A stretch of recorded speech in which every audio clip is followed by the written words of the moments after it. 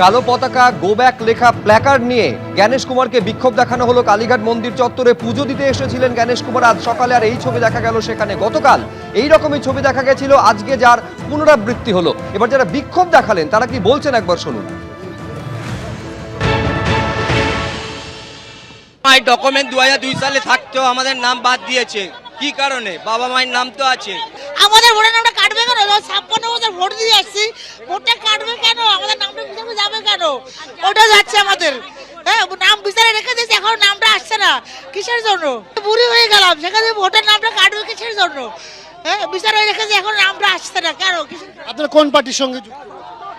আমরা তেলুগুর পার্টি। ছেলে মেয়েদের জন্য আমরা লড়াই করছি।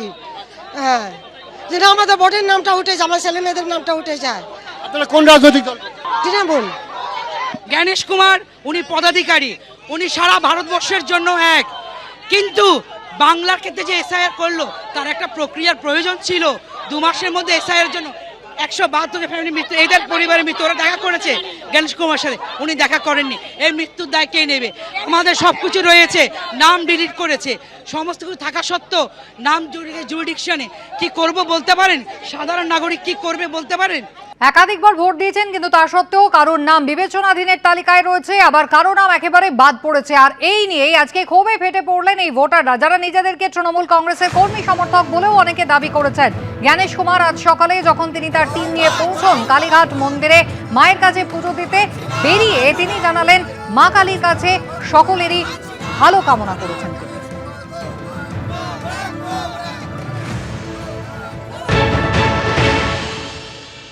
से जो चल रहा है क्या बोलेंगे आप? वेस्ट बंगाल के सभी भाई बहनों को मेरा नमस्कार। काली माँ सबइन को भालो रखे। जय भारत, जय हिंद। क्या बताएंगे?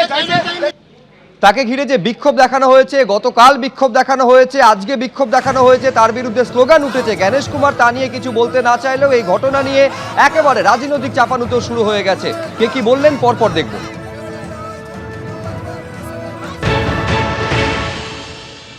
সবার হাতে একই পোস্টার, একই লেখা, পতাকা ছাড়া কিভাবে এই পুরো প্ল্যানিংটা হচ্ছে এটা কিন্তু বাংলার মানুষ বুঝতে পারছে, কেউ মূর্খ নয়।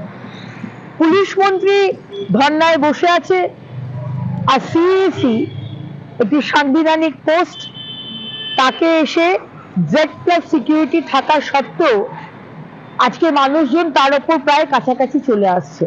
কারা করাচ্ছে, কেন করাচ্ছে সেটা পরিষ্কার বোঝা যাচ্ছে, কারণ এই রাজ্যে, এই পশ্চিমবঙ্গে এটা পশ্চিম বাংলাদেশ হয়ে গেছে। এই পশ্চিম বাংলাদেশের প্রধানমন্ত্রী আসলে মুখ্যমন্ত্রী মমতা বন্দ্যোপাধ্যায়, উনি কোন সাংবিধানিক চেয়ারকে সম্মান করেন না। সে সিইসি হোক, সে রাষ্ট্রপতি হোক, সে প্রধানমন্ত্রী হোক, সে উপরাষ্ট্রপতি হোক, সে গৃহমন্ত্রী হোক, তিনি কাউকে সম্মান করেন না। আপনি আমাকে বলুন, ইলেকশন কমিশনের ফুল বেঞ্চ এসছে, মায়ের মন্দিরে পুজো দিতে গিয়েছে, আর সেখানেও গো ব্যাক, সেখানেও কালো পতাকা।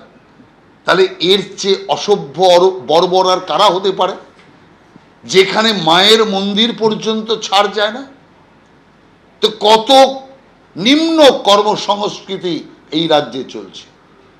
অতএব আমরা পরিষ্কারভাবে বলতে চাই, ज्ञानेश कुमार से बात करके ये लगा कि बंगाल में आने के बाद कल के एयरपोर्ट में हमारे वाम पक्ष की तरफ से नौजवान महिलाएं जिस तरह से प्रदर्शन किए, हमने यहाँ जो बात किया तो उनका ज्ञान चक्षु उन्मिलित होगा।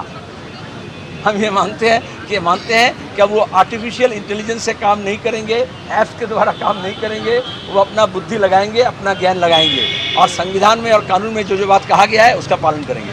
एबीपी आनंद एगिए थाके एगिए राखे।